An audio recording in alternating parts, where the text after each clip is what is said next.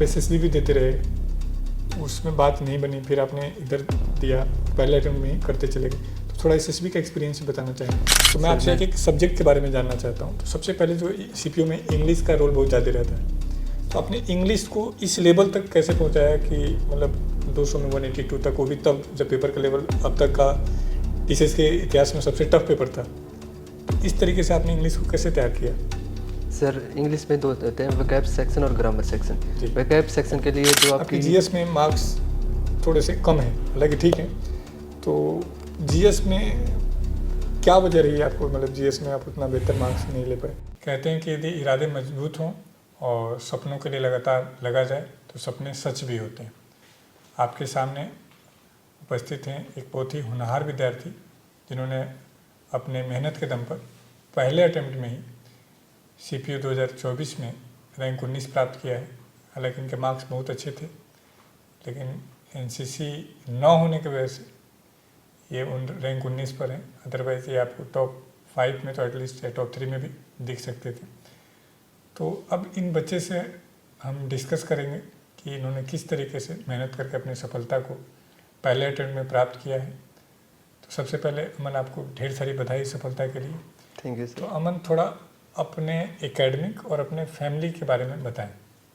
Sir हम जैसे जज्जर हरियाणा से हैं और मेरा हमेशा साइंस बैकग्राउंड रहा है। मेरी 11th-12th भी मैंने नॉन मेडिकल थी। उसके बाद मैंने ड्यू से हिंदू कॉलेज से बीएससी ग्रेजुएशन की। उससे पहले ये प्रिपरेशन में लग गया था, एसएससी के साथ साथ मैं करता है। अच्छा, और आपके फैमिली में बाकी लोग भी जॉब में हैं? जी सर, मेरी बहन है वो बैंक में मैनेजर है। मेरी मम्मी भी हरियाणा गवर्नमेंट में टीचर है। अच्छा, मतलब आपके लिए एक अच्छा एकेडमिक बैकग्राउंड परिवार वालों ने। हाँ सर, ये रहा। और आपने उसका मिसयूज न करके आपने बहुत समर्पण के साथ पढ़ाई को प्राथमिकता दी और अपने लक्ष्य को प्राप्त कर लिया। तो थोड़ा सा आप ये भी बताएं कि जो मैंने आपको देखा जाना, आप एसएसबी भी देते रहे, उसमें बात नहीं बनी, फिर आपने इधर दिया और पहले अटेम्प्ट में ही करते चले गए। तो थोड़ा एसएसबी का एक्सपीरियंस बताना चाहेंगे? सर मैं जैसे पहले मैं एसएसबी की तरफ इसलिए गया, मैं जैसे गुरुकुल में तैयारी करता था तब मेरी ग्रेजुएशन तो हुई नहीं थी। मैं प्रिपरेशन करता था, लेकिन उस प्रिपरेशन से सीडीएसएफ कैट ईजिली निकल जाते थे। तो मैंने ग्रेजुएशन ही मैंने सीडीएसएफ कैट क्लियर करके मैंने एसएसबी दिए। मैंने 5 से 6 एसएसबी दिए, लेकिन उसमें बात नहीं बनी मेरी एसएसबी में। हालांकि मेरे टेस्ट निकल जाते थे हमेशा। अच्छा फिर उसके बाद मेरा मेन तो था एसएससी, फिर मैं एसएससी पे लग गया साथ साथ। अच्छा बच्चों, इन्होंने प्री में भी 181 80 के आसपास, मेंस में भी 182 के आसपास, 362 एवरेज इनके मार्क्स हैं। तो एक अच्छा मार्क्स है। और अब इन मार्क्स के बेस पर हम देखें तो आपकी तैयारी बहुत ही सॉलिड तरीके से सही दिशा में रही। तो मैं आपसे एक सब्जेक्ट के बारे में जानना चाहता हूँ। तो सबसे पहले जो सीपीयू में इंग्लिश का रोल बहुत ज़्यादा रहता है, तो आपने इंग्लिश को इस लेवल तक कैसे पहुँचाया कि मतलब 200 में 182 तक, वो भी तब जब पेपर का लेवल अब तक का टीसीएस के इतिहास में सबसे टफ पेपर था। तो इस तरीके से आपने इंग्लिश को कैसे तैयार किया? सर इंग्लिश में दो होते हैं, वोकैब सेक्शन और ग्रामर सेक्शन। जी। वोकैब सेक्शन के लिए जो आपकी 3 बुक्स थी एसके सर की, मैंने वो फॉलो की। मतलब मैंने वो 4 से 5 बार तो वोकैब मिनिमम आपको रीड करनी पड़ेगी। एक बार आप बुक रीड कर लोगे तो उससे तो ज़्यादा कुछ फ़ायदा होगा नहीं। तो मैंने कम से कम 4-5 बार रीडिंग की बुक वोकैब की, उससे वोकैब हो गई मेरी। फिर उसके बाद ग्रामर के आपके डायमंड्स रूल थे। उसके बाद मैंने जैसे गुरुकुल से जाने के बाद भी मैंने जो अपडेटेड कंटेंट एग्ज़ाम में टीसीएस देती रहती थी उसको फॉलो किया। यूट्यूब से कुछ जो एग्ज़ाम्स के नए क्लासेस थी वो मैंने देखी। इस तरह मैंने अपनी इंग्लिश की प्रिपरेशन करी। इंग्लिश में सबसे मेन मेरा रहा न्यूज़पेपर। मैंने जैसे यहाँ मैंने न्यूज़पेपर पढ़ना स्टार्ट किया, मेरे को इतना इंटरेस्ट बन गया उसमें, मैं आज तक उस न्यूज़पेपर को रीड करता हूँ कि मेरा एग्ज़ाम हो या ना हो, मैं न्यूज़पेपर सुबह डेली पढ़ता हूँ। मतलब आपने पीवाईक्यू को बेस बनाया और न्यूज़पेपर को भी क्या साथ टच करके अपने लेवल को बनाए रखा। हाँ तो बच्चों, यहाँ से आप भी ध्यान दे सकते हैं कि जो नया पैटर्न है जिसमें कॉम्प्रिहेंशन का पोर्शन ज़्यादा आ रहा है, तो न्यूज़पेपर यदि आप करते हैं तो थोड़ा सा आपके लिए ईजी हो जाएगा। अच्छा, जब ये आपका जॉब लगा है तो उसके बाद फैमिली का रिएक्शन कैसा है? सर फैमिली वाले बहुत खुश हैं, लेकिन वो चाहते हैं एक डेस्क जॉब कि ये सब वगैरह सीजीएल में मिल जाए। तो देखो, बेहतर की तो हमेशा तमन्ना होती है। ये चलिए अच्छी बात है। लेकिन मुझे लगता है कि आप एक बहुत अच्छे जॉब पे पहुंच चुके हैं। हाँ, फैमिली वालों की इच्छा के लिए आपको सीजीएल में भी अच्छा रैंक लाना चाहिए और उम्मीद करते हैं उसमें भी आप कुछ अच्छा करेंगे। अच्छा, एक दूसरा जो पॉइंट जो मैं आपसे जानना चाहूँगा, आपकी जीएस में मार्क्स थोड़े से कम हैं, हालांकि ठीक है। तो जीएस में क्या वजह रही आपको, मतलब जीएस में आप उतना बेहतर मार्क्स नहीं ले पाए? सर मेरे जीएस हमेशा नहीं पता क्यों वीक रही। मेरे को ना एक तो जीएस में नींद आती है, कभी भी पढ़ लो मेरे को नींद आएगी ही आएगी जीएस में। जैसे यहाँ एक दो बार फाइन भी लगे थे मेरे को, आपको याद हो, जे पढ़ते पढ़ते मैं सो गया था। तो मैंने जीएस फिर बाद में वर्क भी किया, इम्प्रूवमेंट भी हुई, लेकिन एक तरह से बिल्कुल टॉप लेवल तो उसमें और सब्जेक्ट की तरह पहुँच नहीं पाया, लेकिन मेरी काफ़ी इम्प्रूव हुई। जैसे टेस्ट सीरीज़ वगैरह मैं देता रहता तो उससे तो काफ़ी जो इम्प्रूवमेंट हुआ। वीकली सैटरडे को टेस्ट होता है? हाँ GS सर, को, उनसे टारगेट पूरा करके। हाँ सर, टेस्ट में नींद नहीं आएगी जीएस के, लेकिन वैसे रीड करने में आती है। ओके, तो आपको मतलब एक टफ रहा जीएस तैयारी के दौरान। अच्छा, एक जो पेपर का एनालिसिस का पैटर्न है, और आप देखेंगे कि बच्चों के मार्क्स एक लेवल पे आके स्टक हो जाते हैं और वहाँ से बढ़ना मुश्किल होता है। तो आपके भी शुरू में मार्क्स कम रहे और आप पहुँचते पहुँचते 182 तक पहुँचे। तो क्या रणनीति रही आपके टेस्ट देने की? सर जैसे मैंने प्रिपरेशन की आपने सारा, जैसे सिलेबस किया, फिर उसके बाद मैंने मॉक टेस्ट लगाया। मेरे पहले मॉक टेस्ट में आई 110। मेरे को लगा यार ये तो इम्पॉसिबल है, 150 तक कितना इम्प्रूव होगा, 10 15 20 नंबर इम्प्रूव हो जाएंगे, 150 या 160 तो बहुत मुश्किल है। फिर मैं चलो देखते हैं। फिर मैंने धीरे धीरे मॉक दिया, मेरे मार्क्स स्टार्टिंग में तो इंक्रीज़ होने लगे, अब तो यार लग हो जाएगा।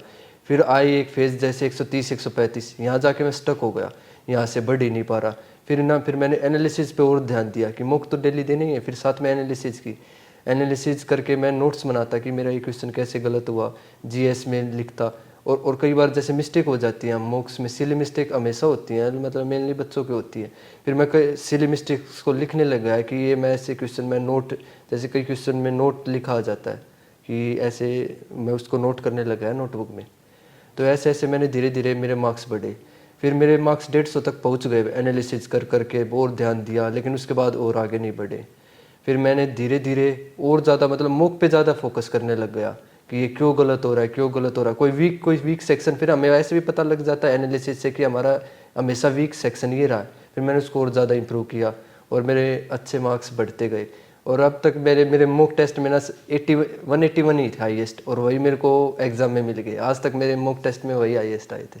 यानी आपने एनालिसिस पर ज़्यादा टाइम दिया और जहाँ पे वीक पॉइंट था उस पर काम किया। तो बच्चों, यहाँ से आप भी सीख सकते हैं कि यदि पेपर दे रहे हैं और उसको एनालाइज नहीं कर रहे हैं, एनालिसिस नहीं कर रहे हैं, तो मौका कोई फ़ायदा नहीं है। कई बार मैंने आपसे कहा भी है कि कुछ वैसा ही है जैसे खाना बना के डस्टबिन में डाल देना, कि पेपर दिए लेकिन आपने एनालाइज नहीं किया। तो आप इस बच्चे से देखें कि 110 नंबर से 181-82 नंबर तक का जो सफ़र है, तो लगातार प्रैक्टिस, एनालिसिस, वीक पॉइंट पर काम करना, सिली मिस्टेक को सुधार करना। अच्छा, एक चीज़ और जो मैं आपका जानना चाहूँगा, मैथ रीजनिंग में भी आपके फुल में लगभग मार्क्स रहे हैं आपके। तो मैथ रीजनिंग के लिए भी PYQ ही किए या कुछ अलग से कोई एफर्ट किया आपने? सर मैथ्स में तो मैंने जैसे यहाँ तो असाइनमेंट और टारगेट्स मिलते थे, वो सोल्व करता रहा। उससे प्रैक्टिस में एक ये बात हो गई कि प्रैक्टिस अच्छी हो गई। फिर उसके बाद मैं यहाँ से गया, उसके तो मेरी ग्रेजुएशन नहीं हुई थी, तो मैं CPO में तब तक दे भी नहीं सकता था। फिर थोड़ा अपडेटेड कंटेंट मिला, फिर मैंने राकेश यादव सर की 7300 बुक भी परचेज की, मैंने वो सोल्व की फिर 2-3 बार। फिर जैसे जो को हार्ड क्वेश्चन थे उनको मार्क्स किया। फिर जैसे एग्ज़ाम के 2 महीने रह गए तो पूरी बुक तो सोल्व हो नहीं सकती, फिर मैंने जो हाईलाइटेड मेरे क्वेश्चन थे वो मैंने सोल्व किए। तो ऐसे ऐसे मेरा मैथ सेक्शन अच्छा इंप्रूव हो गया। और ना जिसका मेरा मैथ सेक्शन इंप्रूव हो गया उसका ऑटोमेटिक रीजनिंग इंप्रूव होती रहती है। तो रीजनिंग में तो मेरे को कभी इतनी डिफिकल्टी आई नहीं। थोड़ा बहुत टेस्ट से हाँ अपडेट होता है। ये ऐसे है रीजनिंग सेक्शन, आप मॉक दोगे ना, मॉक में ये अच्छा हो जाएगा। अच्छा, तो मैथ रीजनिंग के लिए आपने PYQ को बेस बनाया। हाँ सर। अच्छा, अभी पैटर्न थोड़ा सा CPO का चेंज हो गया है, तो उन्होंने सेक्शनल लगा दिया है। तो इसका कुछ पॉजिटिव नेगेटिव यदि आप बता पाएँ? सर है तो ये नेगेटिव, हमारे में पॉजिटिविटी ये थी 2024 में हम ना अपना रीजनिंग में सेक्शन में तो टाइम की ज़रूरत इतनी पड़ती नहीं रहा। इंग्लिश और GS में जो टाइम निकलता था हम वो पूरा मैथ में लगा देते थे, जिससे हमारा मैथ इजीली कंप्लीट सोल्व हो जाता था और 1-2 मिनट आराम से 5 मिनट भी बच जाती थी, 1-2 मिनट तो कहाँ। फिर अब तो ये हो गया कि इंग्लिश और जीएस में हमें यहाँ बैठना पड़ेगा कि यार ये सेक्शन कंप्लीट हो जाए। बैठे बैठे मुझे तुक्का भी मार देंगे आपको। हाँ सर, ये ऐसे होता है सर, ये अंदर से कि यार कर दे क्या पता ठीक हो जाए, तो ये तो तुक्का लगेगा। अब की बार ये है मैथ्स पे प्रैक्टिस जिस ज़्यादा होगी ना, प्रैक्टिस वही सेक्शन निकाल 30 पाएगा। मिनट में 50 क्वेश्चन तो एक हाँ टफ सर, हो गया है ना। टफ होगा क्योंकि सर 40 तो मिनिमम 50 क्वेश्चन में 40 मिनट तो मिनिमम चाहिए। तो प्रैक्टिस से बात हो हाँ सकती है। प्रैक्टिस, अब खेल प्रैक्टिस का चला गया मैथ में। तो मतलब मेरा मानना है कि अब कंप्लीट मॉक देने के बजाय सीपीयू में सेक्शनल मॉक पे बच्चा प्रैक्टिस करे तो ज़्यादा अच्छा है। हाँ सर, ये फ़ायदा सर, अब सेक्शनल मॉक जितना देंगे ना उतना फ़ायदा होगा। और भी मैथ रीजनिंग पे हाँ। ज़्यादा। ठीक। अच्छा, अभी 1 दिसंबर से आप लोग की ट्रेनिंग भी शुरू हो जा रही है, तो उस बीच में एक कुछ टाइम भी आपके पास है, तो मैं चाहूँगा कि बीच में एक दिन फिर आप अपने छोटे भाइयों के साथ आके मिलेंगे। एक चीज़ और जो मैं आपसे जानना चाहूँगा कि आपकी सफलता में गुरुकुल का सफ़र कैसा रहा, यदि आप शॉर्ट में बताएंगे तो क्या बताना चाहेंगे? सर जैसे गुरुकुल में आया मैं, इसका शेड्यूल तो थोड़ा हार्ड तो स्टार्टिंग में लगता ही है, जैसे 12 घंटे सीटिंग करना तो पॉसिबल स्टार्टिंग में टफ लगता ही है। कंसिस्टेंसी सभी की जैसे स्टार्टिंग करते हैं किसी की नहीं होती। फिर जैसे स्टार्टिंग में 15 से 20 दिन तो यार लगा यार नहीं चला ही जाता हूँ, बहुत हार्ड पड़ रहा है ये तो, बैठ इतनी सीटिंग ही नहीं हो रही। लेकिन 15-20 दिन के बाद आप इतना प्रोसेस में घुल जाते हो कि हाँ यार अब तो सीटिंग करनी है। आपको थोड़ी बहुत तबीयत ख़राब होगी, फीवर हुआ, तब भी लगता है यार चल ले लेते हैं, क्या करेंगे वैसे रेस्ट करके। तो गुरुकुल में सबसे बड़ा तो मेरे को शेड्यूल का ही लगा कि शेड्यूल अच्छा बन जाता है जिससे प्रिपरेशन हो पाती है। शेड्यूल एक अच्छा मिल जाता है, बिना मोबाइल के भी रहने का हाँ भी सर, हैबिट हो जाता ये है। तो है। और मुझे लगता है डेली टेस्ट का भी आपको इससे बेनिफिट हो गया। हाँ सर, ये गुरुकुल में ये बात थी कि टेस्ट खूब सारे होते थे और मेरा सबसे ज़्यादा इंटरेस्ट था टेस्ट में, तो मैं हमेशा मेरा बेस्ट यही रहा है कि ज़्यादा से ज़्यादा टेस्ट दूँ। ठीक दोस्तों, ये हमारी एक छोटी सी मुलाकात है अमन के साथ, और बच्चों के साथ भी जब कन्वर्सेशन होगा तो उसका भी हम वीडियो आप तक प्रोवाइड करेंगे और ढेर सारे प्रश्नों को सॉल्व करेंगे। तो हम सब उम्मीद करते हैं कि अमन अपने जीवन में बहुत सारे प्रगति को प्राप्त करें और एक बेहतर ऑफिसर बन करके देश के लिए और फैमिली के लिए अच्छा कार्य कर पाएँ। तो इसी उम्मीद और भरोसे के साथ कि इनका उज्जवल भविष्य हो, हमारी तरफ से अमन आपको ढेर सारी गुड विशेष हैं, खूब प्रगति करें, खूब आगे बढ़ें। तो दोस्तों, आपकी मुलाकात हमने अमन से करा दी है। आपके कोई डाउट, कोई क्वेरीज हो तो कमेंट में आप लिख के पूछ सकते हैं, और ऐसे ही मैं बाकी बच्चों से आपकी मुलाकात कराता रहूँगा। और गुरुकुल हमेशा आपके सफलता के लिए प्रयासरत रहा है, आगे भी प्रयासरत रहेगा।